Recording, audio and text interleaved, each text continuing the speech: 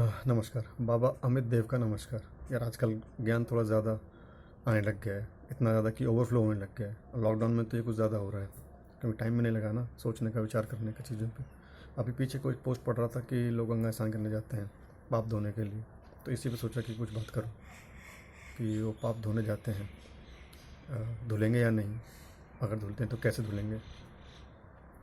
तो यार ये जो मन में आप उम्मीद लेके जाते हो ना कि, या जो भी लोग जाते हैं उम्मीद लेके कि मैं गंगा जाऊंगा और पाप धुल जाएंगे, तो ये पूरी नहीं होगी उम्मीद।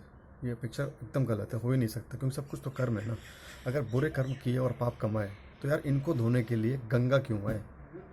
और एक मिनट, कहीं ऐसा तो नहीं है कि गंगा इसी कारण से, इन्हीं लोगों की वजह से मैली हो गई है। आई मीन, और एक बात बताओ कि हिसाब हिसाब कैसा लगाते हो कि कैसे पाप धुलेंगे। मतलब 5 पाप किए तो 5 बार डुबकी लगा ली, 5 बार नहा लिया, ऐसे? या फिर ऐसे कि भाई इतनी उम्र में, जितनी उम्र में भी आप गंगा स्नान कर रहे हो, उतनी उम्र तक जो पाप किया अब तक बीती ज़िंदगी में वो सब धुल जाएंगे।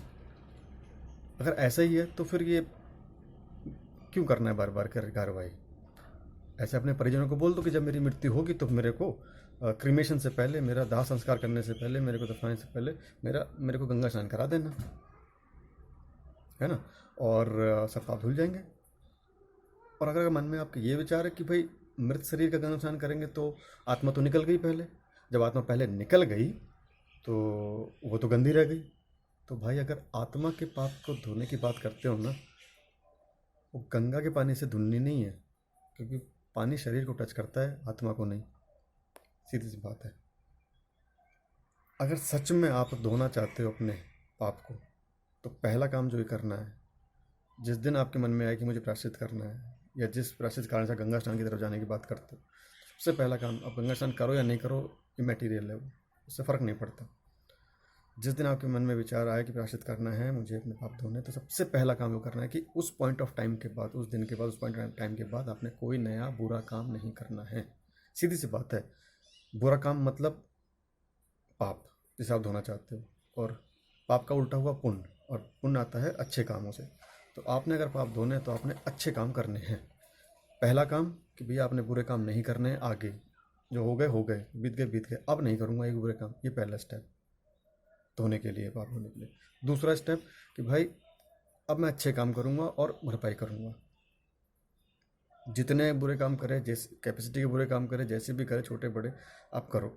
और एक के बदले में 10-10 अच्छे काम करो। और आप नहीं हिसाब लगा सकते कि कितने बुरे काम किए, तो बिना हिसाब लगाए अच्छे काम करते चले जाओ अंत तक, जब तक जीवित रहो। यही एकमात्र तरीका है पाप धोने का। और अगर ऐसा लग रहा है कि ये टफ है, गंगा स्नान करके हम धो लेते थे, वो आसान था, तो भाई पहली बात, वो आसान था क्योंकि उससे पाप धुलते नहीं थे। पाप धुलना है तो ये टफ प्रोसेस ही अपनाना पड़ेगा। क्योंकि गंगा स्नान करने से, या तीर्थ यात्रा करने से, या हज करने से पाप नहीं धुलते। उसके लिए कर्म करने पड़ते हैं। कर्म करके आपने, बुरे कर्म करके आपने पाप कमाए थे, तो अच्छे कर्म करके ही आप पुण्य कमा सकते हो। इस तरह से दिमाग की शांति पा सकते हो, अपने मन की शांति पा सकते हो, और कोई तरीका नहीं है। That's why we must all involve in the good works, in the good deeds, nothing else. Thank you, धन्यवाद।